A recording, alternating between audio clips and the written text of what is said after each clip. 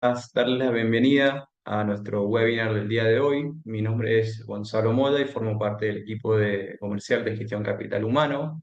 Sí, les queríamos comentar un poquito acerca de nosotros.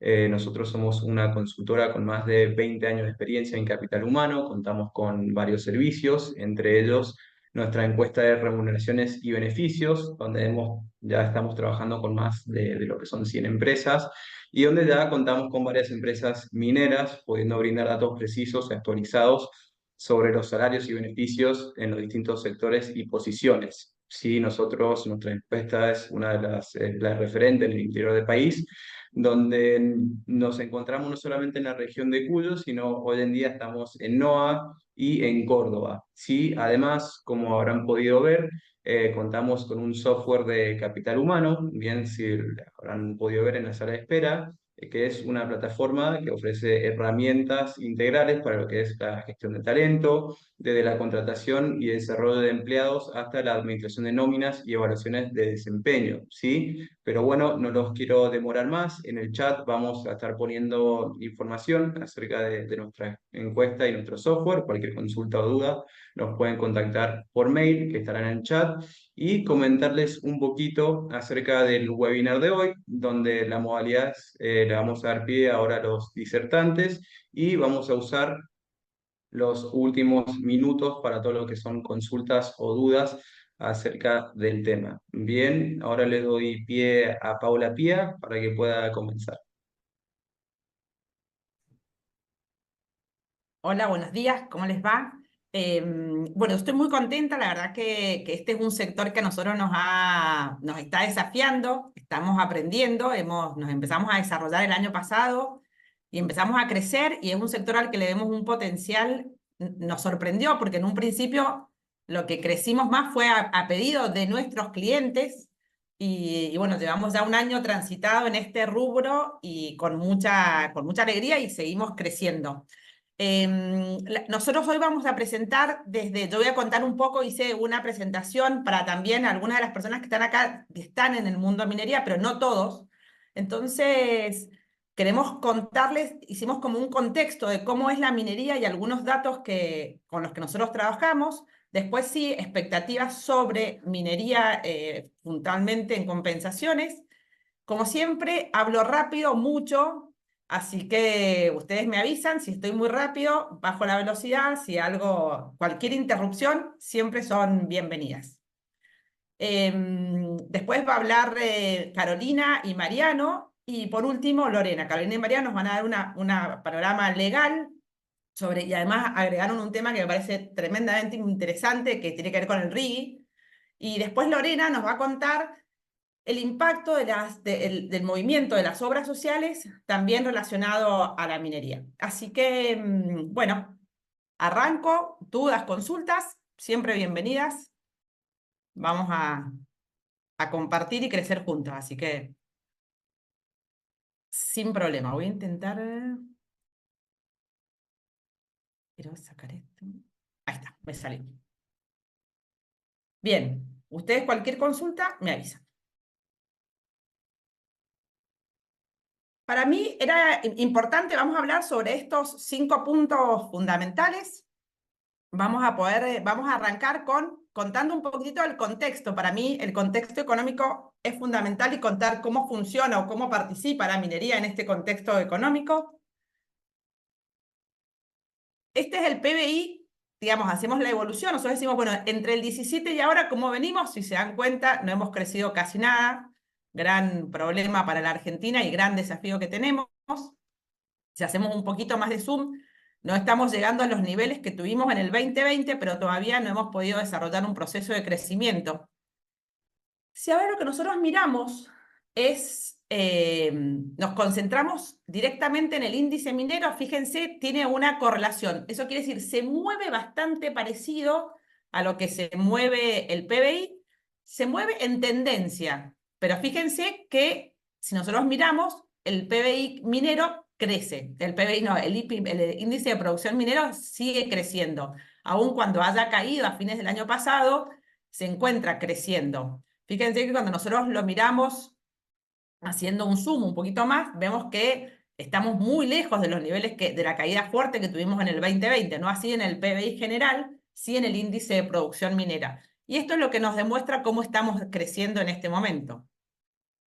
Fíjense que cuando nosotros hicimos este mismo gráfico del PBI, esto estaba todo por debajo. Fíjense cómo acá, si bien hubo una caída en el nivel de crecimiento, pero es importante ver cómo esta es la variación interanual, cómo sigue creciendo la minería.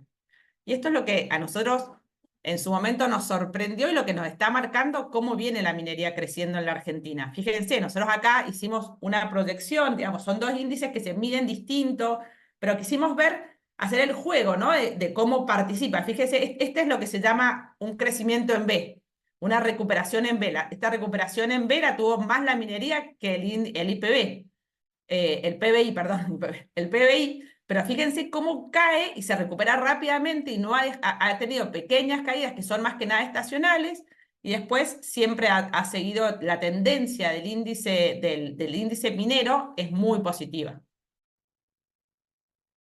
Cuando nosotros, este gráfico no lo pude mostrar de otra manera que no fuera en esta foto, que no me gusta mucho, pero bueno, nosotros todavía no estamos en los mejores niveles de la participación de la minería en el PBI de la Argentina. Todavía estamos lejos, hemos tenido años muchos mejores que estos, así que nos queda bastante para seguir creciendo. Fíjense cuánto representa la minería en el PBI de cada uno de los países. Acá está Argentina. Argentina es el 0,65%, lo que representó en el 2023. Fíjense cómo somos de los países, no somos de los que no tienen, pero sí te representa mucho menos comparado con el resto. A mí estos gráficos me gustan porque me reflejan gráficamente y rápidamente por cómo estamos. Fíjense todo el potencial que tenemos para seguir creciendo. Ahora vamos a ir viendo la evolución del empleo en la minería en la Argentina. Este gráfico nos muestra cómo evolucionó la cantidad de gente en cada uno de los meses. Y fíjense que esto es casi exponencial, la tendencia que tiene. Y es interesante mirar cómo no ha parado de crecer en los últimos 2 años.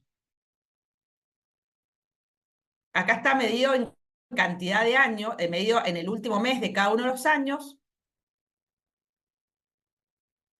Y este es el dato a diciembre 2023. En total hay 41.000 puestos de trabajo. Estos son puestos de trabajo directos de la minería. Este es un trabajo que la minería ha venido haciendo, hay una evolución, hay algunos gráficos, si alguien después lo necesita, yo se los paso, los puse y después los fui sacando porque se volvía algo como muy larga la presentación y solo tengo 20 minutos, pero ha ido haciendo un crecimiento interesante la minería con respecto a la incorporación de las mujeres y además en la no discriminación salarialmente. Hay un trabajo re fuerte que se ha ido realizando. Nosotros los miramos y entonces decimos, che, en las provincias, ¿cómo están? La provincia que más cantidad de gente tiene es Santa Cruz, después está Salta, San Juan, Buenos Aires, y ahí ya les voy a contar qué produce cada una, Jujuy, Catamarca, Córdoba, y después están todas las demás, están acá, en el resto. Nosotros, Mendoza está acá. Me hubiera encantado ponerla, pero la verdad que no daba. Esto es como el corazoncito, te lleva. Y es importante porque ahora vamos a ver qué se produce en cada una, porque los salarios tienen mucho que ver en qué se produce en cada uno para el tipo de salario, aun cuando haya en minería. Y esto es muy importante porque el salario varía mucho en la minería con respecto al tipo de actividad que se hace, a diferencia de antes era muy marcado el salario solo por la región, y hoy lo que marca la diferencia de salario no está tanto en la región, sí en el tipo de industria en la que está trabajando la persona o la empresa. Bien, ¿cuánto representa? Acá lo dividimos por rubro. El rubro más importante en cantidad de gente está en los minerales metalíferos, después en los servicios mineros y en rocas. Estos son los que se llevan casi el 70% de la producción, de la cantidad de gente trabajando está hoy acá. Hay muchos sectores que son muy prometedores y que van a seguir creciendo, pero hoy acá está la parte más importante. Y es importante, acá está por la proporción en la cantidad de gente dividido en varones y mujeres en cada una de las industrias. Hay industrias que pueden tener, que tienen más cantidad de hombres, y industrias que tienen menos en proporción, pero todas en el índice de evolución han ido creciendo. Es interesante cómo cuando nosotros decimos, acá está medido la cantidad de empresas. ¿Se acuerdan que yo les contaba recién que era la cantidad de gente trabajando? Esta es la cantidad de empresas. La mayor cantidad de empresas la tenemos en rocas, en cantidad, no en cantidad de personas, en cantidad de empresas. Después están los servicios. Los servicios son un sector dentro de la minería muy importante y representan tanto en cantidad de gente como en cantidad de empresas. Ahora vamos a ir a hacer un análisis con respecto a los salarios. ¿Alguna duda hasta acá? Era solo contexto, pero me parecía interesante, dado que algunas de las personas que estaban acá no estaban exactamente o estaban enrancando en estos rubros, me parecía importante tener contexto. Cualquier pregunta, me avisan, no estoy mirando todo porque si no, no puedo ver la presentación. Bien, cuando nosotros queremos mirar salarios, este es un dato que lamentablemente está a diciembre 21, pero que creo que es un dato que es fundamental. Y este dato dice, ¿cuánto representa la pobreza en cada uno de estos rubros? Fíjense, como dato es, en la construcción, el 45% está bajo la línea de pobreza. Ahora fíjense, este es el dato en la minería, tanto en la minería como en las canteras, que son los dos que estarían dentro del rubro de los que estamos hablando hoy, son dos sectores que están muy por debajo del promedio. El promedio se divide fundamentalmente en dos partes. Está el promedio general de salarios y el promedio de los registrados. El promedio de los registrados es más alto que el promedio general. Entonces, el promedio general está acá, el promedio de los registrados está acá. Pero claramente, este es un sector que tiene salarios que son por arriba de la media nacional, que son muy por arriba de la media nacional, en algunos casos como este de la minería. Acá nosotros hicimos un análisis y decir, bueno, si el salario promedio a noviembre 2023 era creo que el salario promedio en noviembre 2023 era 699.000 pesos en la industria minera, teniendo en cuenta toda la Argentina. Fíjense cuáles son las que tienen los salarios más altos. Las industrias que tienen los salarios más altos está el litio, los metalíferos y la producción de litio. Los que le ganan al promedio están los metalíferos y los combustibles en producción. Después el resto están, digamos, los servicios, las rocas y los minerales no clasificados. Estos son los que están. Lo que pasa, y acá es un punto muy importante, la diferencia entre uno y otro sector es muy importante. Y después, dentro de cada uno de estos, la exploración y la explotación, hay una gran diferencia en salarios. Cuando nosotros miramos, recién estábamos mirando por producto, por producción, acá está por provincia.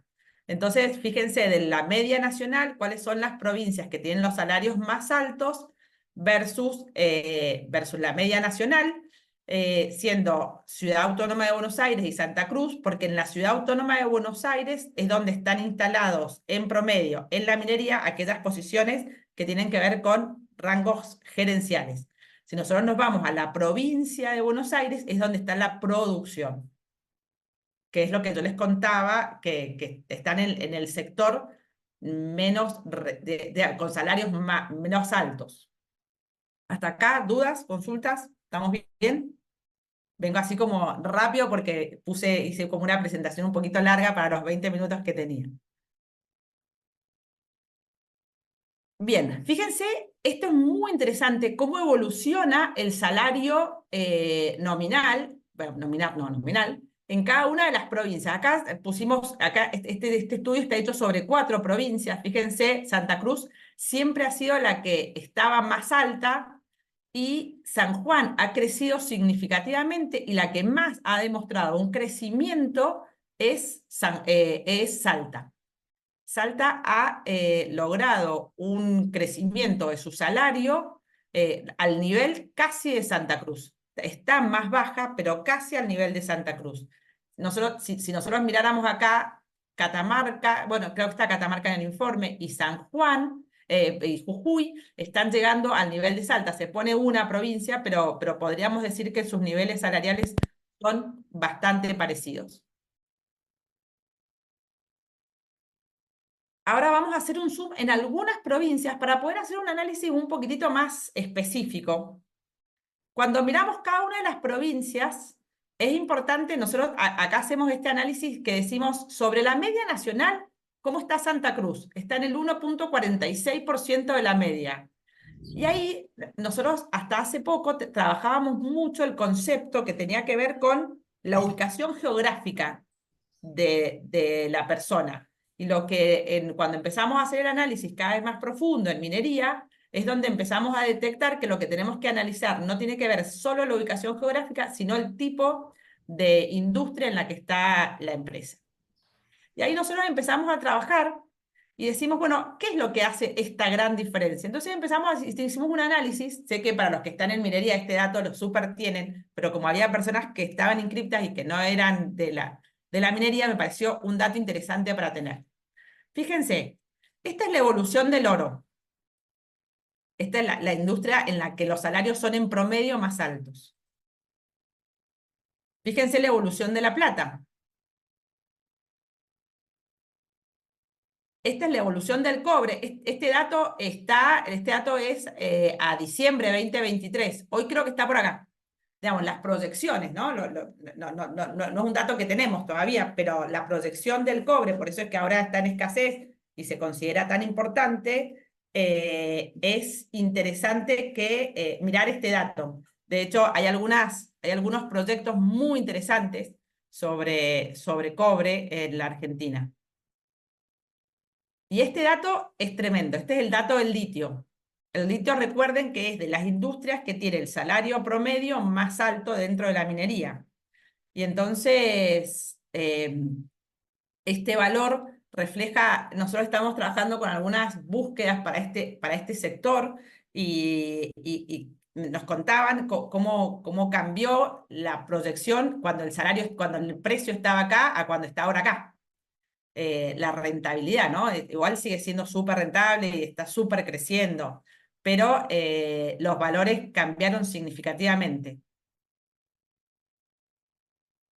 Ahora sí, si nosotros decimos, ¿se acuerdan que nosotros les decíamos recién? Es importante analizar la cantidad de empresas que trabajan en ese rubro, en qué rubro está cada uno, y eso nos dice el salario promedio. Fíjense qué interesante, o sea, acá nosotros en Santa Cruz, fundamentalmente el 62% está en los metalíferos, y fíjense cómo esto marca que es la provincia que tiene el salario promedio más alto. Si este mismo análisis lo hacemos en la provincia de San Juan, es la segunda con salario más alto. Después, fíjense, Catamarca está el litio, que si bien es el más alto, pero también trabaja con otros. Los servicios está dentro, acuérdense que los servicios están de la mediana para abajo, y es importante cómo los servicios cuando vos en promedio la cantidad de gente que tenés trabajando en cada una de estas industrias, te va a marcar la diferencia, te va a marcar el promedio. Pero Catamarca, lo que está produciendo y la proyección para Catamarca con respecto al litio es impresionante. Con respecto a Salta todavía lo que más tiene es servicios. Litio está creciendo y metalíferos también. Y ahí es importante un aspecto que siempre salta, ¿no? Que sale como en la industria, es qué le pasa al resto de las empresas de la región cuando vos tenés un lugar, una empresa que se instala con salarios tan altos o una industria que se instala con salarios tan altos. Y ahí es donde hay un proceso de reacomodamiento que se mantiene durante aproximadamente un año hasta lograr ese crecimiento en todos los sectores. Porque claramente cuando en Salta empezó a tener este problema, y en cada una de las provincias, esto también pasó hace mucho tiempo en San Juan, cuando se empezó a desarrollar hoy lo vimos hace 2 años en Salta y ahora lo vemos en Catamarca, en La Rioja. Es importante el impacto que tiene porque cada una de estas industrias se instala con un salario promedio mucho más alto que la media de la provincia. Después, si nosotros miramos Jujuy fundamentalmente lo que tiene es litio. Si hacemos este análisis, fíjense Buenos Aires. ¿Se acuerdan que yo dividía Capital Federal, es donde están todos los mandos más altos de cada una de las industrias? Pero Buenos Aires, ¿por qué Buenos Aires está de la media para abajo? Por el tipo de producción que tiene, que son rocas de aplicación y servicios. Son dos sectores que en promedio tienen salarios mucho más bajos que la media de la minería. La provincia de Córdoba, que estuvimos la semana pasada, acá también es importante. ¿Por qué Córdoba, digamos, podríamos decir Córdoba está dentro de la minería? Sí, tiene rocas de aplicación, está dentro del promedio, bastante por debajo. Muy bien. Y acá, para contarle un poco, nosotros contamos un poco expectativas que van a hacer las empresas. La minería está por sobre la media nacional y está de los sectores más altos. Y acá es importante, cuando nosotros hacemos este análisis, también lo hemos ido haciendo separando las tres tipos nosotros separamos exploración, explotación y servicios, y creemos que, la verdad que como hemos ido creciendo significativamente en la cantidad, nosotros para poder, mientras más podemos abrir nuestra muestra y nuestro análisis en distintos segmentos, siempre y cuando tenemos una gran base. Todavía nosotros estamos creciendo en esta base, entonces lo hemos podido dividir en 3 sectores, ahora se los vamos a contar, pero hoy, si tuviéramos que decir el promedio de la minería, va a estar por sobre el mercado y está dentro de los que más van a crecer este año. Si este 197, que es lo que va a crecer el ajuste promedio de minería, yo lo divido, hay sectores de la minería que van a estar en el 205, tenemos, y sectores que van a estar en el 185. Para contarles el promedio, bueno, acá está, servicios va a crecer el 163, explotación el 210 y exploración el 183. Después de acá hay un montón de variaciones, esto lo podemos dividir por producción, por tipo de producción, por provincia, no lo quería hacer tan largo, pero fundamentalmente es importante que la producción minera tiene el salario promedio más alto y además es la que más va a crecer para el 2024. Bien, puse todo en 20 minutos. Estoy orgullosa de mí. Esto para mí lo quería dejar como un dato interesante, es cuáles son hoy los principales proyectos de exportación y donde nosotros estamos viendo que hay mucha demanda, donde va a crecer la demanda de mano de obra y donde vamos a tener que ponerle ojo para poder seguir trabajando. Muy bien. ¿Dudas? Excelente, ¿Preguntas?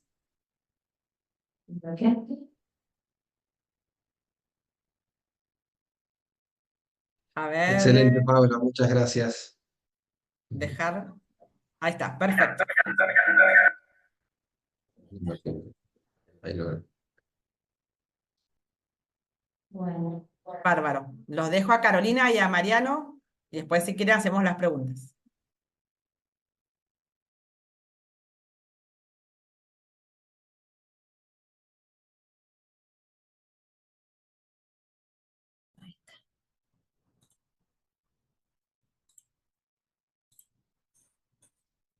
bueno, buen día a todos. Muchas gracias a todos los que se han podido conectar, aunque sea un ratito. Un poco la propuesta nuestra es contarles cuál es la incidencia que puede llegar a tener la reforma que se está tratando en el Congreso respecto a la industria, ¿sí?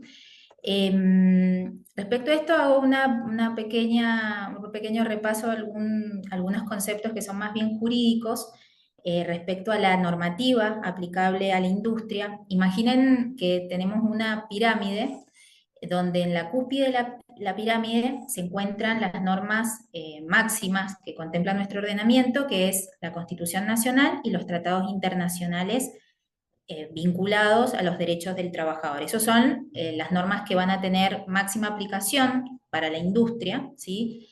Y en un segundo escalón vienen todo lo que es la ley propiamente dicha, entre las cuales tenemos la ley de contrato de trabajo, leyes especiales, por ejemplo, la ley de jornada, la ley de registración de los contratos.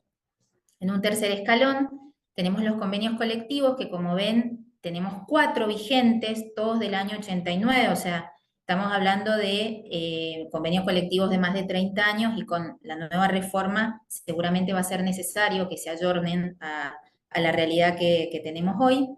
Y en un último estamento tenemos los convenios colectivos de empresa, que celebran las empresas individualmente con el sector sindical, y lo que son las pautas que se pueden establecer específicamente en los contratos de trabajo que se celebran. Dicho esto, un poco el proyecto de ley bases va a tener, tiene 4 patas que pueden llegar a incidir en la industria, que es un nuevo sistema de registración laboral, todo lo que es la derogación del sistema de multas por falta de eficiente registración, se modifica la ley de contrato de trabajo en algunos artículos. Bueno, la ley de trabajo agrario acá no tendría incidencia, pero también existen modificaciones a la ley de trabajo agrario, y se crean nuevas figuras y indemnizaciones que también pueden tener un impacto en la industria. Pasando a la primer pata de lo que es la reforma, se modifica la ley 24013, que es la norma que prevé la obligación de registrar los contratos de trabajo. Antiguamente, la ley de contrato de trabajo establecía que había que inscribir los contratos en un libro especial y registrar, o sea, inscribir al empleador y al trabajador en las cajas de seguros familiares, obras sociales y el Instituto Nacional de Previsión Social. La nueva ley bases reemplaza esta normativa y establece una registración por mecanismos ágiles y electrónicos, que bueno, va a ser el Poder Ejecutivo Nacional el que lo va a reglamentar, e inclusive se prevé que en aquellas empresas de hasta 12 trabajadores se pague un importe único, y luego el organismo recaudador distribuya entre los entes beneficiarios, como puede ser el pago de seguros de salud, riesgos del trabajo. Se incorporan 3 normas más que antes en la normativa no estaban, que es el 7bis, 7.3 y 7.4, donde se prevé que cualquier persona humana, física o jurídica que revista los caracteres de empleador y registre, ya se va a considerar eficiente la registración. Luego el 7ter, como vamos a ver más adelante que se eliminan todo el sistema de multas por la falta de registración, y lo que hoy tenemos vigente, que es el envío del telegrama del trabajador a AFIP para denunciar la falta de registración, se prevé que el trabajador que estuviera trabajando y no esté su contrato registrado, va a poder hacer una denuncia por un medio electrónico ante AFIP o ante los organismos de control, y se le va a expender una constancia que seguramente vamos a ver cómo se desenvuelve el tema, pero les va a servir para probar eventualmente en juicio el contrato de trabajo no registrado. Y por último, se agrega una disposición, que es que en el caso de que se dicten sentencias judiciales que reconozcan una relación no registrada, el juez tiene la obligación de remitir la novedad al órgano de recaudación, que hoy es la AFIP, para que determine si hay una deuda en lo que es aportes y contribuciones y se le reconozcan al trabajador los años de servicio.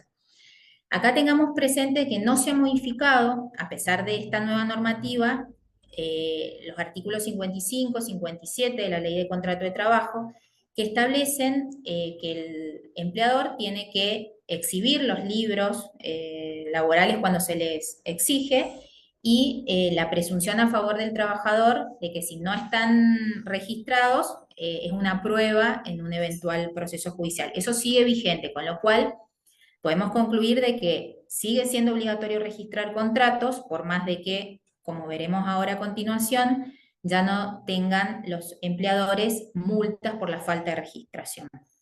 Entonces, esta es la segunda parte de lo que es la modificación que propone el proyecto Bases, que es derogar todo el sistema de multas sancionatorio, el de la 24013, que es el que establece las indemnizaciones agravadas durante la vigencia del contrato de trabajo. Son multas muy fuertes que se le imponen a los empleadores.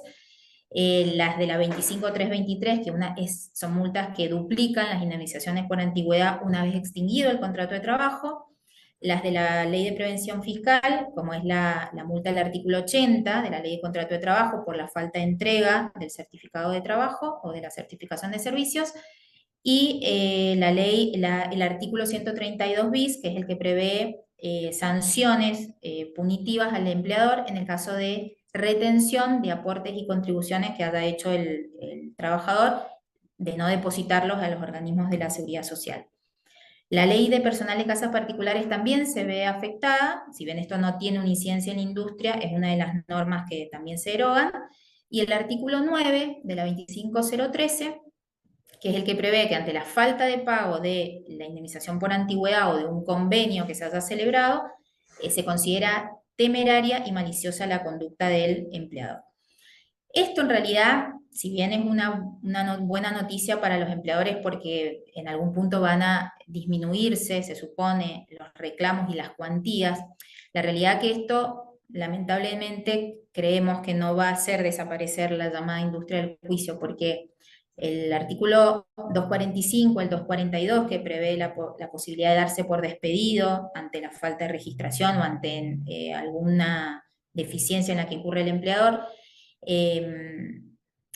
digamos, esto no ha sido modificado por el proyecto Bases, sumado a los intereses altísimos que tenemos hoy, que aplican los tribunales a la finalización de un proceso laboral. Entonces, esto va a hacer que si bien se puedan disminuir lo que son las sanciones, los procesos laborales probablemente sigan teniendo un impacto importante en el presupuesto de una empresa y puedan llegar a que la empresa eventualmente quiebre, ¿no? Una tercera pata, como decía recién, de la reforma, son las modificaciones a la Ley de Contrato de Trabajo, que se modifican 6 puntos. Acá expongo los primeros 4, que es el periodo de prueba, que de 3 meses que tenemos hoy vigente pasaría a 6 meses.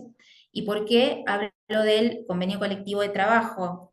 Porque mediante convenio se va a poder ampliar a 8 meses o a 1 año, dependiendo si la empresa tiene entre 6 y 100 trabajadores, o a 1 año si tiene hasta 5 trabajadores. Todo el resto de las normas, o sea que durante el periodo de prueba no se pagan indemnizaciones, se computa la antigüedad, los efectos, digamos, del artículo 18 de la Ley de Contrato de Trabajo, se mantienen. Bueno, si tuviera la empresa trabajadoras mujeres y cursaran un embarazo, sigue la prohibición de no trabajar 45 días antes y 45 días después del parto, pero acá la posibilidad de que la trabajadora achique el plazo de licencia previo al parto se reduce a 10 días, antes, o sea, lo que teníamos vigente hasta hoy, eran 30 días, ¿sí? Esta figura, la del 29 y la del 136, esto también va a tener un impacto importante en la industria porque todas aquellas empresas a las cuales una empresa minera subcontrate, ya no van a, o sea, van a tener que estar los empleados en cabeza, dice la ley, de la empresa que los registra y ya no hay relación laboral con la empresa usuaria. Esto cambia un poco el paradigma de lo que veníamos teniendo hasta el momento. Sí, por supuesto que si la empresa que registra no paga salarios y aportes y contribuciones, va a ser solidariamente responsable frente al empleador, ¿sí? Al trabajador.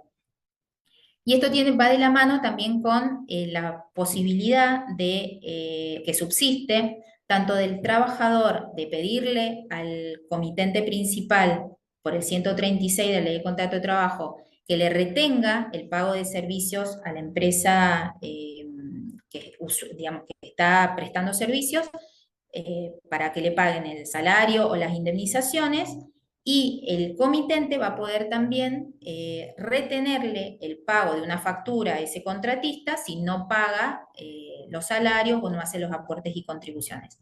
La novedad que prevé la normativa es que se va a establecer un medio simplificado o sea, esta retención que estamos hablando ya no va a ser como es hoy un poco discrecional, sino que va a haber un medio simplificado impuesto por AFIP que va a permitir que lo que va con destino a la seguridad social se deposite directamente por el comitente.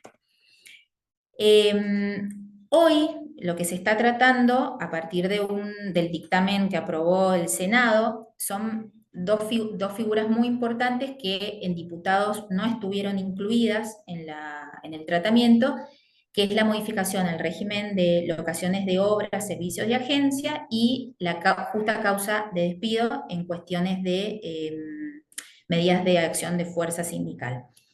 La primera modificación, esta que me refiero, la del artículo 2 y la del artículo 23, también va a tener un impacto importante en la industria, porque esto va a implicar que, por ejemplo, profesionales que pueden llegar a facturar bajo una locación de servicio, expresamente la norma dice que van a quedar excluidos de la ley de contrato de trabajo, ¿sí? Y además se va a eliminar una presunción que establece la ley en el artículo 23, que es que si esas personas emiten recibos y facturas, no se presume que hay contrato de trabajo, lo cual se va a extender también a los servicios, a los pagos de la seguridad social. Entonces, esto, digamos, va a allanar bastante el camino, va a permitir contrataciones más genuinas y sin el riesgo de que te puedan llegar a reclamar por una relación laboral. Ahora bien, la segunda modificación, la de la justa causa de despido, ustedes saben que cuando una empresa despide a un trabajador con causa, eso debe configurar una injuria y tiene que ser de una entidad suficiente como para extinguir el vínculo. Con la modificación, en los casos que hayan medidas de acción directa, se prevé que se podrá considerar el juez causal objetiva de extinción del contrato de trabajo a aquel trabajador que haya participado activamente en bloqueos o tomas de establecimientos, ¿sí? O sea que por el mero hecho de participar en esta situación, que se presume que puede ser causal objetiva de injuria cuando afecte la libertad de trabajar de la empresa o de otros trabajadores, cuando se impida el ingreso de personas a la planta o se produzca un daño tanto a los bienes como a los trabajadores, ¿sí? Ahí el empleador deberá intimar seguramente como no está operativo, digo seguramente, a la entidad sindical para que cese o para el trabajador para que cese la conducta, y si no, ya directamente pueden despedirlo con justa causa. Por último, y ya yo cerrando mi exposición, es importante que tengan conocimiento de que hay 3 nuevas figuras que prevé el régimen. La primera que tiene que ver con la creación de una nueva indemnización, así como se eliminaron las multas, la ley en esto se ayorna un poquito a lo que es la jurisprudencia actual, y prevé la indemnización agravada por discriminación, ya sea por motivos de raza, sexo, religión, opiniones políticas. Esto venía un poco siendo implementado por la jurisprudencia, por la Corte Nacional, en los casos Álvarez-Petcori. Hoy se crea una figura que incrementa en un 50% la indemnización por antigüedad del 245, pudiendo elevarse hasta el 100% si las circunstancias del caso fueran lo suficientemente graves. A diferencia de lo que prevé hoy la jurisprudencia, el vínculo en casos de discriminación se extingue, no hay posibilidades de que la persona discriminada se reincorpore a su puesto de trabajo, y el que tiene que probar, esto es algo muy técnico para los abogados, pero es muy importante, el que tiene que probar la causal de discriminación es quien le invoca y no la empresa a defenderse de que esa situación de discriminación sucedió, ¿sí? La figura, esto es lo que hace las indemnizaciones. Ahora me refiero a 2 figuras que también van a ser importantes para la industria, que es la creación del fondo de cese laboral, similar al que funciona hoy en la industria de la construcción, que bueno, nosotros acá en el estudio tenemos bastante experiencia asesorando empresas constructoras, donde, si ustedes no lo saben, la empresa constructora puede desvincular a sus trabajadores, los cuales ya se encuentran con el soporte del fondo de cese, que se fondea con aportes que hace el empleador a una cuenta que se crea a tal efecto, que durante el primer año de vigencia de la relación laboral se aporta el 12% mensual del salario del trabajador, y a partir del segundo año se aporta el 8%. Entonces, esos fondos se depositan en una cuenta que cuando el trabajador se desvincula por cualquier motivo, ya sea un despido con causa, sin causa, renuncia o que fallece, lo cobra, se presenta al banco con una documentación y lo cobra. Bueno, la ley de contrato de trabajo va a prever también esta posibilidad, pero solamente si el convenio colectivo, o sea, el sindicato y el grupo empresario lo incorporan a la normativa convencional. Entonces, esto seguramente lo va a precisar mejor el Poder Ejecutivo Nacional, pero este fondo de cese laboral va a ser en sustitución solo de la indemnización por antigüedad, y se prevé la posibilidad de que el empleador se autoasegure o contrate un seguro privado para pagar este tipo de fondos, ¿sí? Y la última figura que también ha causado bastante revuelo entre los laboralistas es el trabajador independiente con colaboradores, ya que, está tachada por algunos como inconstitucional por violar el principio contenido en el 14 bis de la Constitución Nacional. Esta norma prevé la posibilidad de que aquel que tenga un emprendimiento productivo, en diputados se posibilitaba que fueran contratar hasta 5 trabajadores independientes. El Senado, en la negociación, ha reducido a 3 la posibilidad de contratar a 3 personas, 3 trabajadores independientes, y se considera que va a haber una relación totalmente autónoma entre las partes, ¿sí? Sin dependencia, ahí yo digo TGE, sin dependencia técnica, jurídica ni económica, que es lo que configura eventualmente la existencia de un contrato de trabajo. Y el Senado incorporó la prohibición de que los empleadores fragmenten el establecimiento a los fines de violar la normativa laboral. Esto también va a ser objeto seguramente de regulación del Poder Ejecutivo Nacional, porque se prevé la posibilidad de que se pague una cuota, que haya un régimen unificado para aportar a las obras sociales, seguros de salud, superintendencia de riesgos y régimen previsional, ¿sí? Así que esto es un pantallazo de lo que es propiamente la reforma. Ahora le doy la palabra a Mariano para que exponga su parte. Bueno, quédate vos. Acá. Disculpa un segundito. Ahí están, chicos. Ahí está muteada Carolina. Bueno, ¿cómo les va? Buen día. Gracias a Paula y todo el equipo por la invitación. Me toca a mí una parte muy breve, pero sí contextual, de algunas aclaraciones.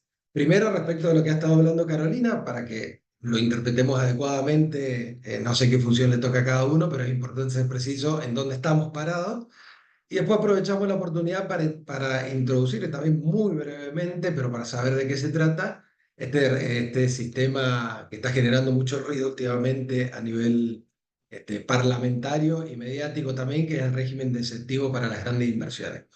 Pero me tomo un minutito para aclarar algunas cosas para no cometer errores de lo que habló Carolina. Primero, eso es el proyecto Ley Bases, o sea, todo eso que estamos hablando creemos que va a salir, pero hoy no está vigente y probablemente salga o salga con algunas modificaciones. Esto digo para que no vayan a tomar decisiones en torno a todo lo que ha explicado Carolina, ¿no?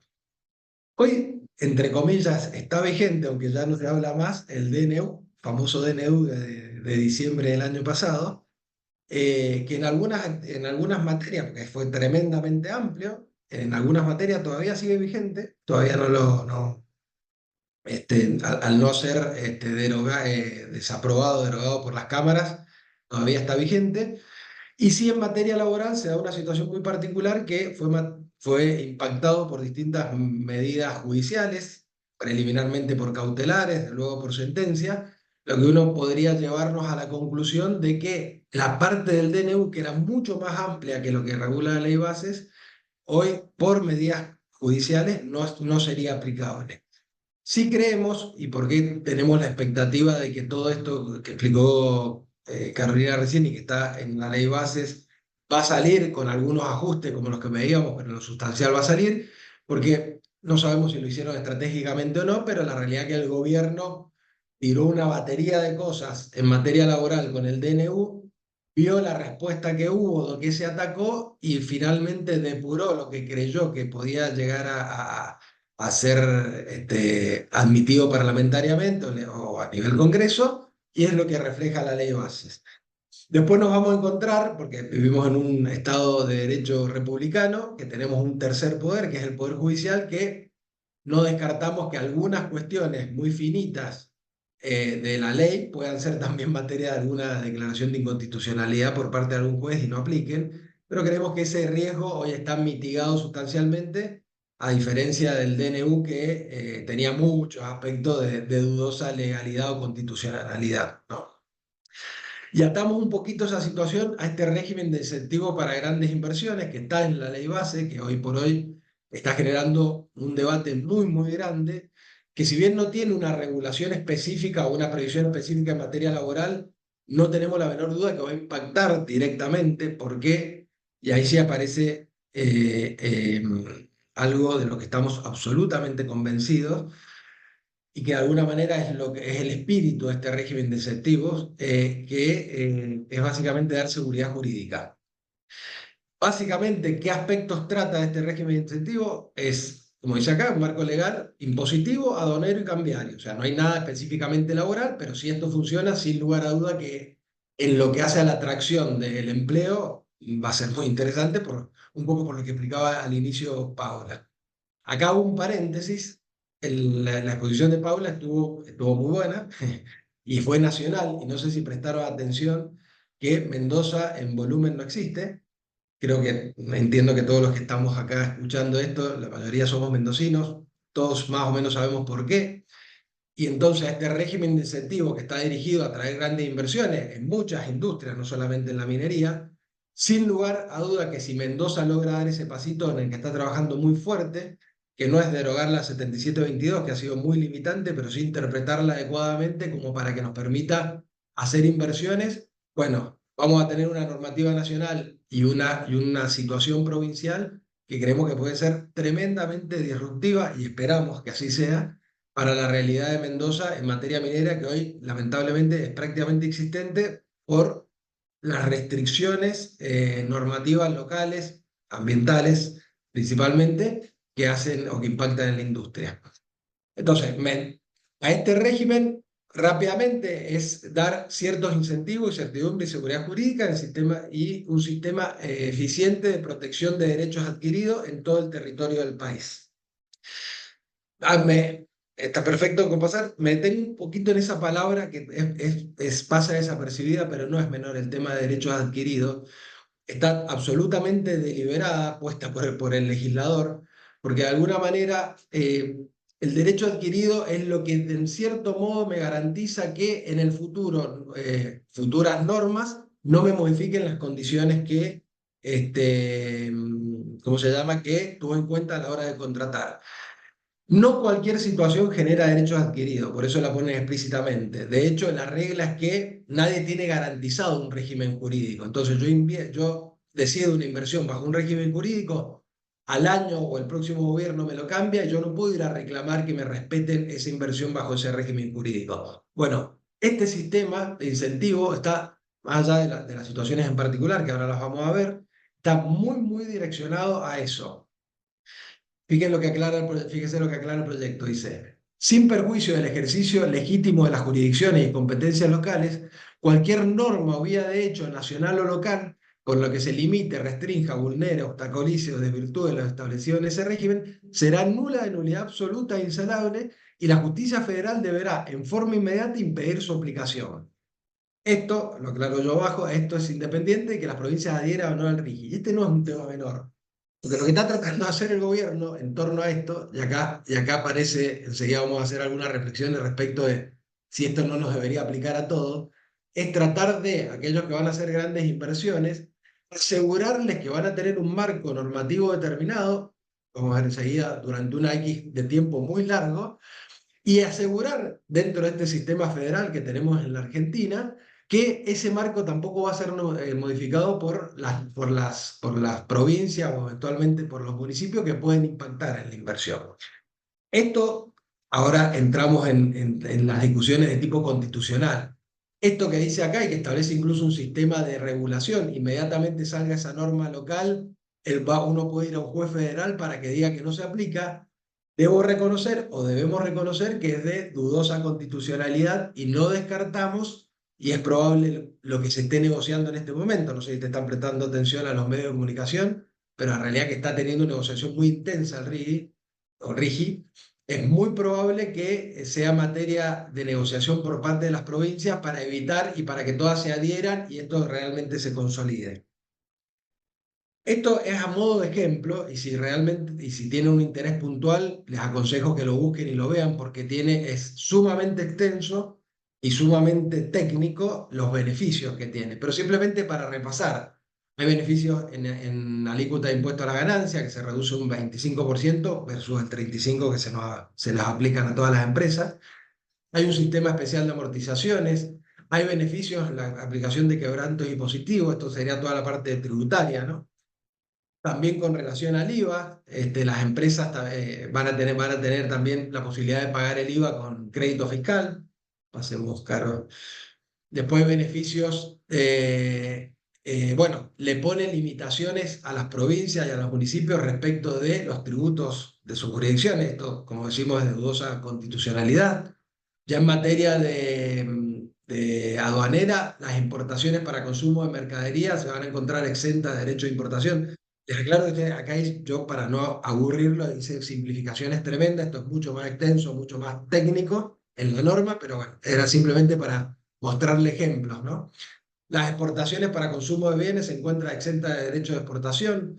Las empresas incluidas podrán importar y exportar libremente bienes para justamente operarlo, sin que se le apliquen ciertos tributos. Y después, finalmente, como a modo de síntesis, dice, las empresas adheridas al RIGI gozarán en lo que respecta a sus proyectos de estabilidad normativa en materia tributaria, aduanera y cambiaria, consistente en que los incentivos otorgados y los tributos aplicados a los BPU son vehículos de proyecto único, ahora explico bien de qué se trata, adheridos al RIGI serán los vigentes a la fecha de adhesión. Los aumentos de impuestos no serán aplicables a ellos. Este beneficio incluye a los impuestos provinciales. De esta manera se ceden las autonomías legislativas. Bueno, hago una apretada explicación de esto y ya una conclusión final. Este sistema, los vehículos, o sea, en realidad no se va a aplicar a empresas propiamente dichas, sino a proyectos especiales, a vehículos para proyectos únicos, como dice esto. Como vimos al principio, requieren de una gran inversión, una inversión mínima de 200 millones de dólares, y de ahí en adelante. Y lo más interesante, o lo más incluso disruptivo y probablemente que hace más ruido, es que garantiza esta estabilidad normativa en materia fiscal, aduanera y cambiaria durante 30 años. Voces de esto por el lado del, ¿cómo se llama? La Héctor Laplace, que es el secretario general de AOMA, es muy crítico a este sistema porque dice que perjudica a las pequeñas empresas. También las cámaras que nuclean las pequeñas y medianas empresas son críticas a este sistema porque considera que los discriminan los beneficios que se está otorgando. Y en el otro extremo, quienes están deseosos de estas grandes inversiones, de alguna manera promueven y son promotores de este esquema o de este sistema. Sin lugar a dudas, y esto ya de nuestra experiencia jurídica y también asesorando empresas, que es fundamental para inversiones de este calibre, dar cierta estabilidad, sobre todo no solamente por la cuantía económica de la inversión, sino porque el recupero de la inversión, todos los que están en la industria lo saben, son inversiones de alto riesgo geológico, sobre todo en la etapa de exploración, con después inversiones de muy largo plazo de recupero de la inversión. Entonces, si uno no garantiza mínimamente seguridad jurídica, de hecho en la industria he escuchado varias veces que dicen, le tengo más miedo a la seguridad jurídica que a la seguridad o a los riesgos geológicos, y me ponen también a veces como ejemplo, fíjate que hay empresas que van a hacer inversiones muy potentes a lugares donde hay guerras civiles, en África, y no le tienen miedo a la guerra, pero porque tienen alguna seguridad jurídica más allá de la guerra, y sin embargo tienen miedo a venir a hacer inversiones en países como la Argentina, donde la inseguridad jurídica por el cambio de regla de juego es muy grande, y por lo tanto este aspecto es fundamental para que vengan las grandes inversiones que requiere la industria como el litio o eventualmente el cobre, como sería el caso de Mendoza. Mendoza se le suma la inseguridad jurídica local, producto de la 7722. Entonces, no tengo duda que para todos, no solamente para las grandes empresas, se requiere seguridad y estabilidad normativa, pero sin lugar a duda que para grandes inversiones, para captar a grandes inversiones a largo plazo, esto es necesario. ¿Cuál sería la recomendación? No la recomendación, de la posición o la posición que uno escuche y que tal vez más se inclina, que sea un régimen muy específico y no tan genérico para no exponer tampoco a la Argentina a juicios futuros por algunos incumplimientos que puedan hacer futuros gobernantes de estos regímenes. O sea, por lo tanto, que sean muy quirúrgicos quienes logran estos beneficios.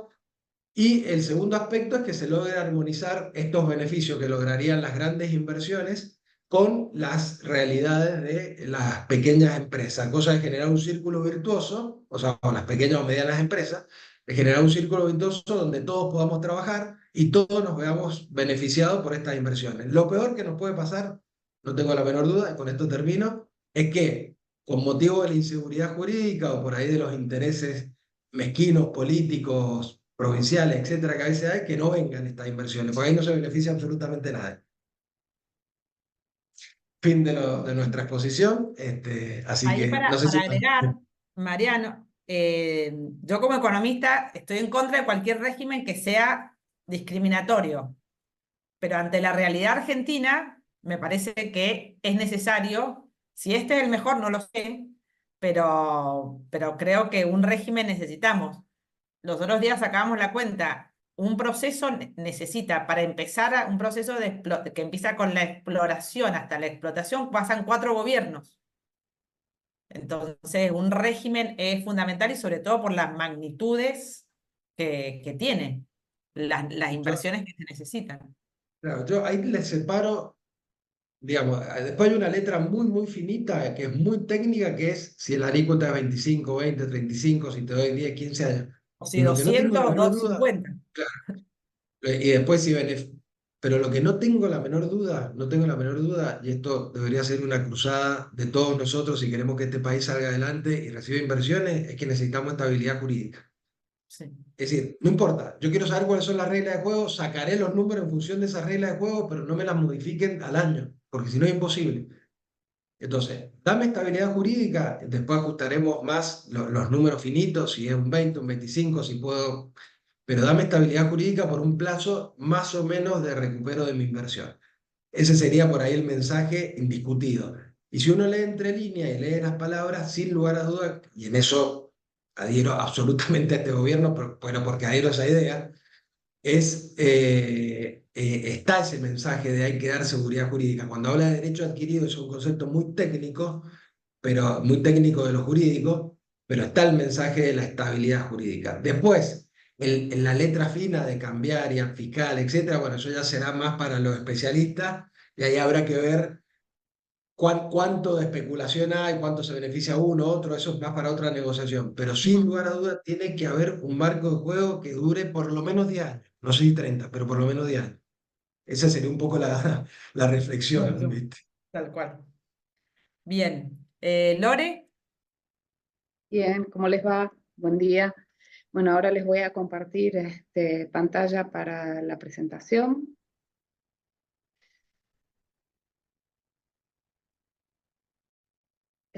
También hablando de cruzadas, creo que en tema de obras sociales también tenemos un desafío importante por delante.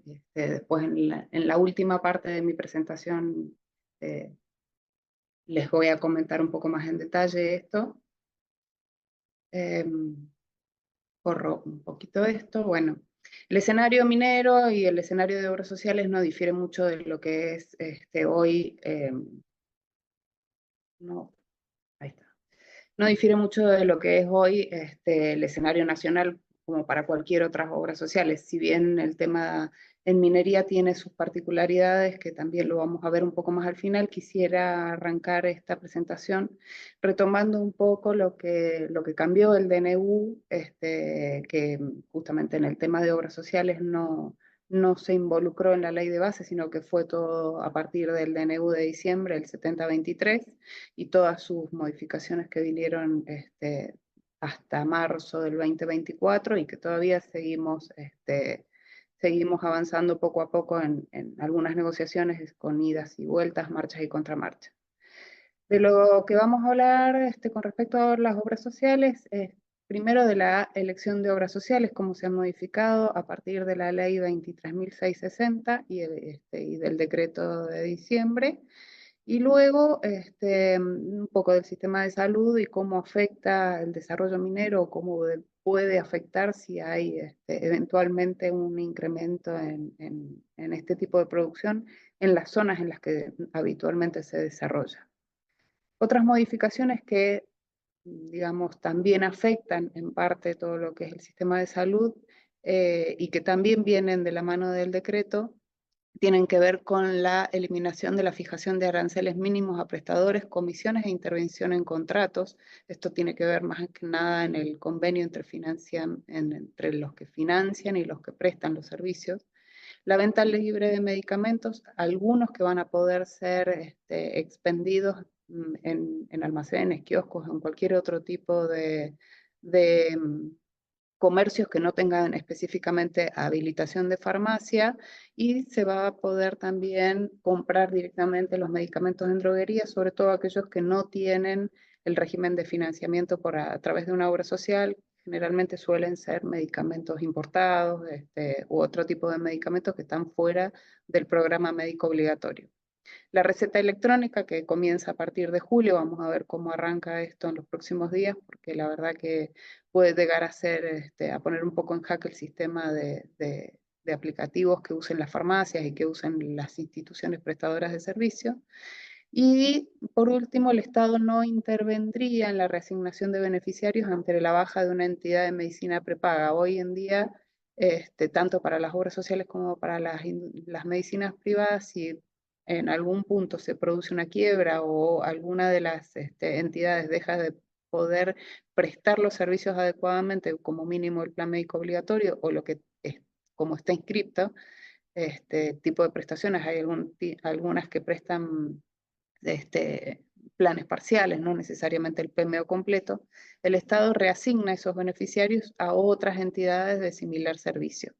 En la modificación actual, el Estado ya no intervendría en la reasignación de beneficiarios en lo que es medicina privada, sino que cada beneficiario debería buscar su alta o su servicio en cualquier prepaga del mercado a través de la libre elección.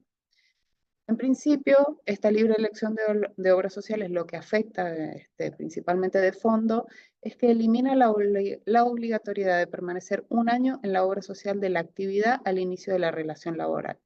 Ustedes saben que esto tuvo cambios históricos a lo largo de los distintos gobiernos. Hasta julio del 2021, una persona podía optar desde el inicio de su relación laboral por cualquier obra social y entraba en vigencia a los 90 días posteriores a esa fecha de opción que el empleado hacía, con lo cual aproximadamente seguramente estaba aportando por lo menos 90 días a la obra social que le correspondía por la actividad.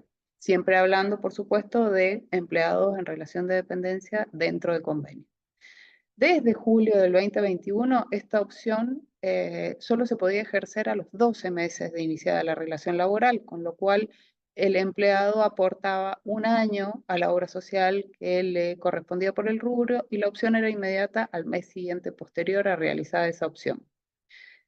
A partir de ese momento empezó a regir también la nueva modalidad de opción a través de los portales de la superintendencia, donde se generaba la opción con una habilitación de clave fiscal, y no era necesario rubricar un libro que era antiquísimo y que paseaban los papelitos, el amarillo, el celeste y el rosado por todas las oficinas de recursos humanos.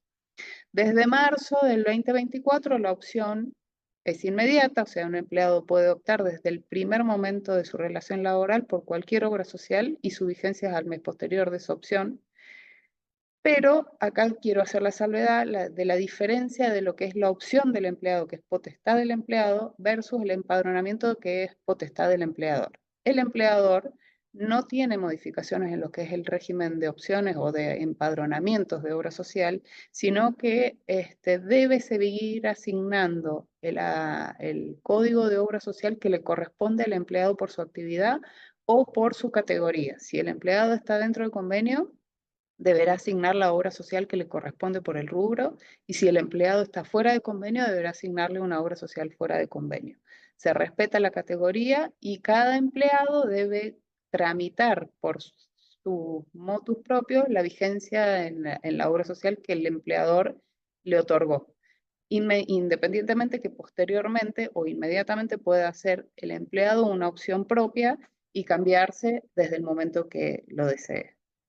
Entonces, habiendo eliminado esta obligatoriedad de permanecer en la obra social de la actividad, luego cada opción sí debe permanecer un año. O sea, una vez que el empleado hizo la opción, sí o sí tiene que permanecer un año dentro de esa cobertura médica.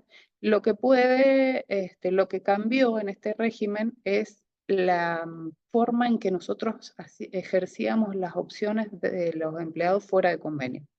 Los empleados fuera de convenio, las obras sociales de dirección, tomaban los cambios desde un inicio de un trámite en ANSES para luego hacer las modificaciones en el 931 de cada empleador. Esto deja de funcionar, se deroga el régimen de cambios de obra social en ANSES y todo pasa al ámbito de la Superintendencia de Salud, que lo ejerce a través del sistema de Mi Salud. ¿Esto qué significa? Que hoy se emparejan las obras sociales dentro y fuera del convenio en un mismo régimen y afecta en cierta medida los cambios de obra social cuando hay un cambio de categoría. O sea, al haber un cambio de categoría de un empleado dentro del convenio o uno fuera del convenio, igual va a tener que permanecer un año dentro de la obra social a la cual hizo su primera opción. Con lo cual, si hay un cambio de categoría, un cambio de empleador en el medio, o la empresa empleadora quiere darle un beneficio de cobertura al empleado, aún así el empleado no lo va a poder optar hasta que no cumpla este año de permanencia en la obra social que le corresponde. ¿Y qué libera? Libera la posibilidad de optar por cualquier obra social, como les decía recién, igual a todas las obras sociales y las prepagas y las distintas categorías de obra social en un mismo plano, con lo cual optar por una o por otra siempre sería lo mismo. Hay que permanecer un año y incluye dentro de las opciones de obra social a las medicinas privadas, con lo que pretendía era darle categoría de obra social a las medicinas privadas. Y también incluyendo lo que son las obras sociales que nosotros llamábamos cautivas, que por ejemplo son estas obras sociales que están dentro de regímenes, por ejemplo, de las universidades o obras sociales que pertenecen a una empresa en particular. Por ejemplo, yo siempre doy el caso de Techin, que tiene su propia obra social. No era una obra social a la cual cualquier empleado nacional pudiera optar libremente y hoy sí lo puede hacer. Deja fuera, sí, las obras sociales provinciales, porque estas pertenecen a un régimen que no es el régimen nacional, con lo cual no pueden estar dentro de este abanico de opciones del régimen nacional de obras sociales. Y lo que corresponde al tema de la medicina privada quedó medio en suspenso porque la verdad que el contexto en el cual una entidad de medicina privada podía anotarse en el Registro Nacional de Entidades de Medicina de Salud para recibir aportes y contribuciones es bastante complejo y las obliga en una serie de reglamentaciones a cumplir con algunos parámetros que hoy como entidades privadas no cumplen. El régimen de obras sociales, ustedes saben que es diferente al régimen de entidades de medicina privada porque las obras sociales administramos fondos públicos, mientras que las entidades de medicina privada administran fondos privados y a su vez tienen un leitmotiv diferente, ¿no? Las obras sociales no buscamos rentabilizar, sino brindar cobertura, mientras que las privadas sí buscan la rentabilidad. ¿Qué es lo que pasa cuando un empleado quiere optar a partir del 2024? Bueno, queda sin efecto, como les comentaba, el régimen de ANSES, ya no se presentan más el formulario 5.3 de recategorización, ni el 5.9 de cambios de obra social de dirección a dirección. Los cambios se hacen todos a través del portal de Mi Salud con clave fiscal 3 y la opción tiene vigencia de 1 año. ¿Qué obras sociales puede optar cada empleado? Puede optar por obra social sindical, puede optar por obras sociales del Estado Nacional y todos sus organismos, puede optar por obras sociales de empresas, puede optar por obras sociales de dirección y asociación de profesionales. Bueno, esto rápidamente son los cambios.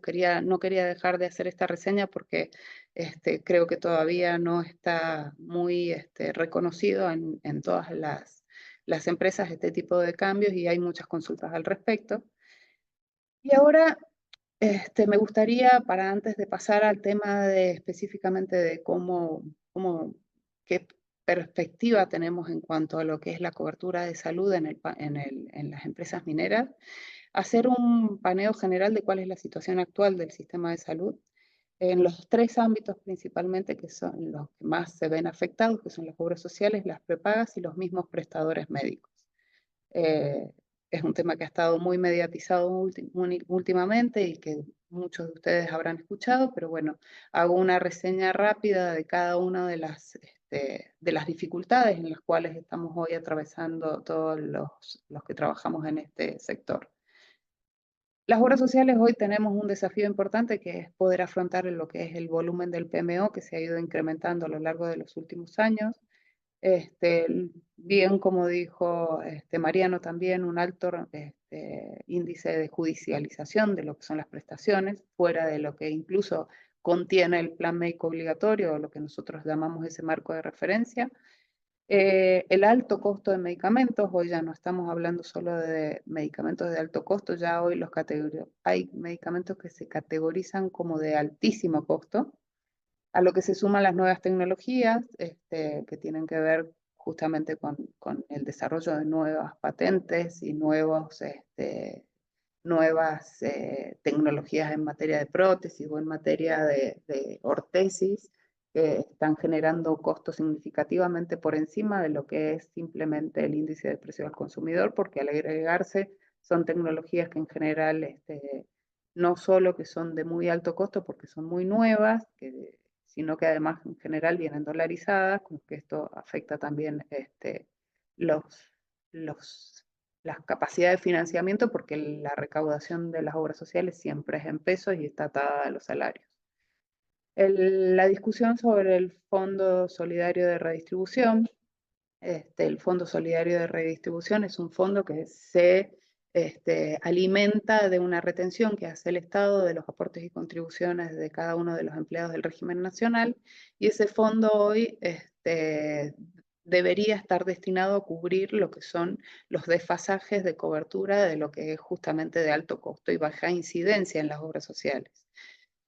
Son en general casos de diagnóstico que tienen que ver con poca frecuencia de ocurrencia, pero que cuando cubren pueden llegar a ser muy onerosos para obras sociales, incluso si es una obra social chica, de pocas cápitas, puede llegar a haber dificultad a su continuidad, con lo cual este fondo viene a compensar este tipo de gastos, pero lo que sí vemos es que este fondo solidario hoy no alcanza para cubrir todo lo que son este tipo de incidentes. Entonces hay que discutir nuevamente también cómo vamos a trabajar a partir de ese fondo.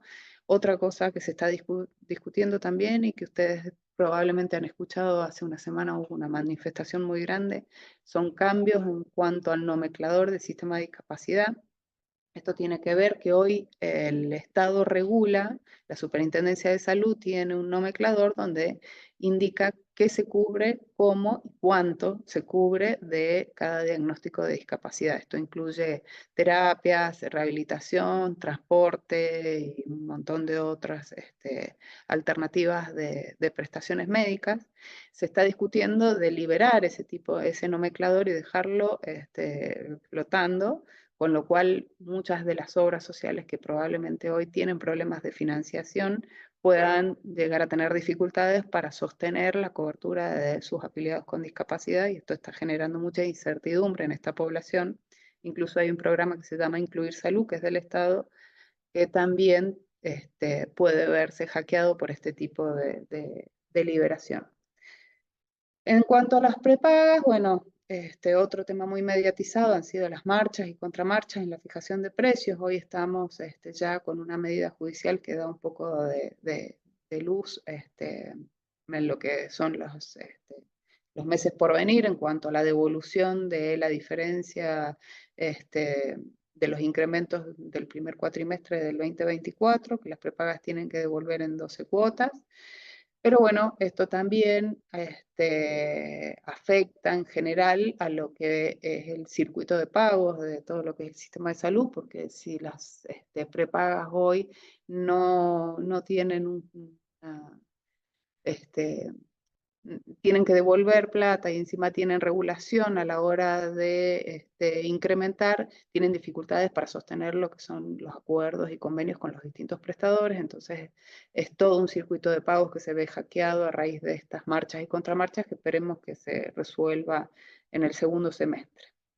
Empiezan a aparecer planes parciales de bajo costo y nuevos actores que tienen que ver con coberturas parciales, porque justamente al caerse del sistema de prepagos, muchas personas optan por planes de bajo costo que tienen que probablemente pueden ser muy cuestionados porque no contemplen el plan médico obligatorio en su totalidad, y hay que leer muy bien la letra chica de cuál es la cobertura que están ofreciendo y el alcance, si es nacional, si es local, qué tipo de coberturas tiene en cuanto a internación, y bueno, evaluar muy puntillosamente qué tipo de plan le están ofreciendo para no cometer el error por ahí de, por ahorrarse una cuota de prepaga, caer en un plan que no cubre las necesidades básicas de salud.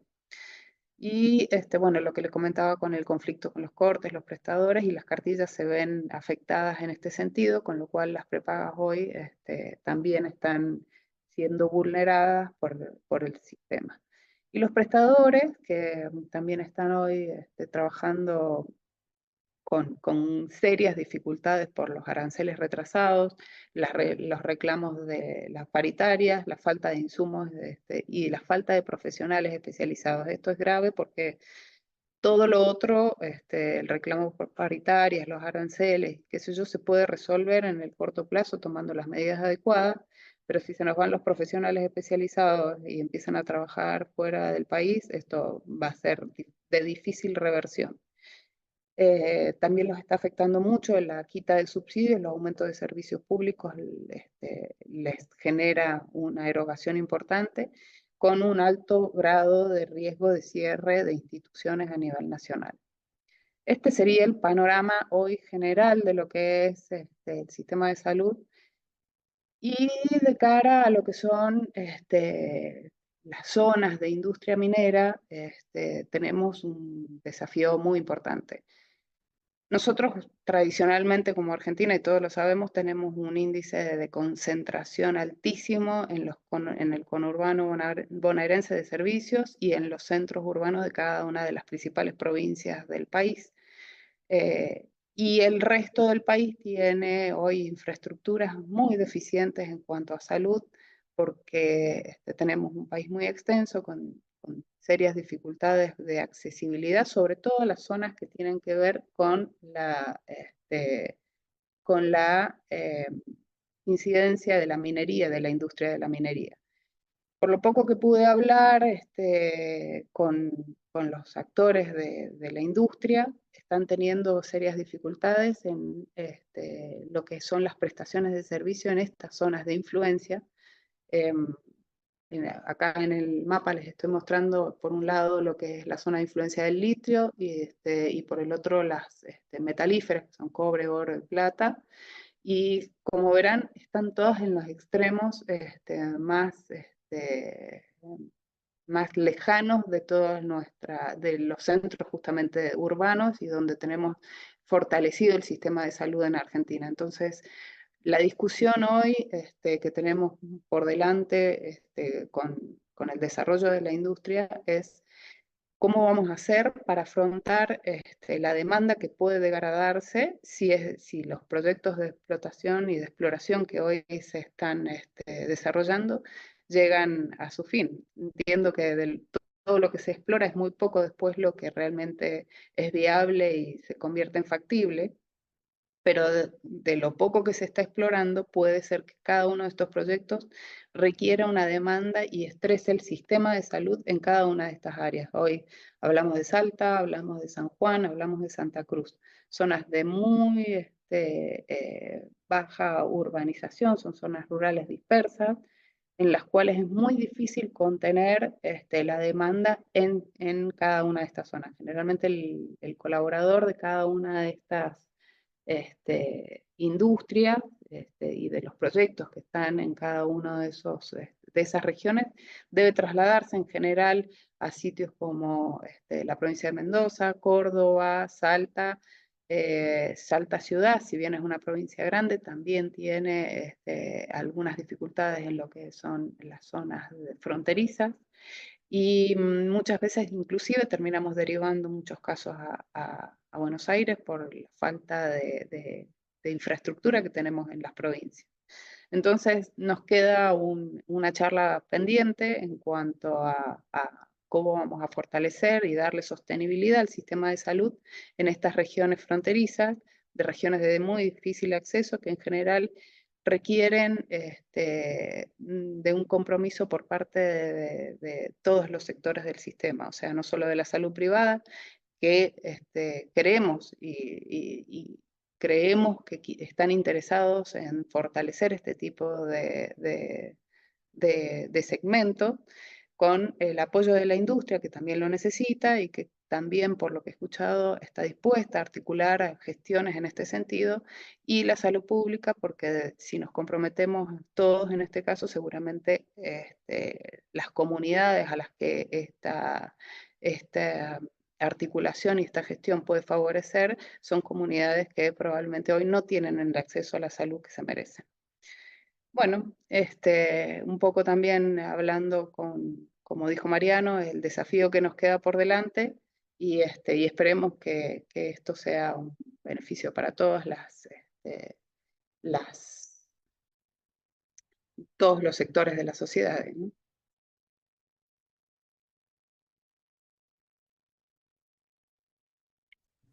Pía, ahí está. Lore, muchísimas gracias por la presentación. Bueno, todos estamos convencidos de que lo que nos viene es un gran desafío.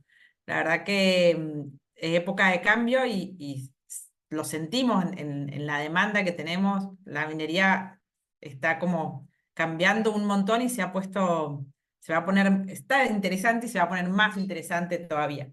Así que nosotros les queremos agradecer su participación. Nos hemos extendido un poquito en el tiempo que solemos tener habitualmente, pero bueno, nos parecía un tema súper interesante y bueno, ha sido muy valiosa la participación de Mariano, Carolina, Lore, muchas gracias. Tenemos como una agenda enorme de actividades que ahora Mariano les va a ir contando y les agradezco un montón su tiempo y vamos a seguir en el proceso de investigación y cada cosa que investigamos y trabajamos nos parece bueno tener este espacio para comunicárselos y interactuar con ustedes. Mariano. Sí, perfecto. Bueno, chicos, felicitaciones y bueno, agradecer a todo el público que otra vez se convocó y nos acompañó, como todos los webinars. La verdad que es muy importante para nosotros contar con todo el apoyo de ustedes para todos los eventos que realizamos. Y bueno, como bien dijo Pau, tenemos una agenda. El próximo jueves vamos a estar realizando un nuevo webinar que va a estar encabezado por Sol Cavicchioli. Y bueno, ella va a abordar una temática importante que es el tema de la sustentabilidad. Nos va a dar detalles acerca de cómo las empresas pueden reducir su huella de carbono y diferentes estrategias para el tema de la disminución del impacto ambiental. Así que bueno, los invitamos a participar, estén muy pendientes a las actividades en nuestras redes sociales y nuestra página web. Y sí queremos decirles que este año, ya a modo de cierre, este año volvemos a realizar el foro de compensaciones y beneficios, va a ser el 15 de agosto. En esta ocasión lo vamos a realizar en el Arena Maipú. Así que, bueno, este mes vamos a estar comunicando en nuestras redes sociales cómo ustedes pueden participar y cómo pueden comprar las entradas. Ahora sí, con esto nos despedimos. Muchas gracias, Paula, Mariano, Carolina, Lorena. La verdad, impecable.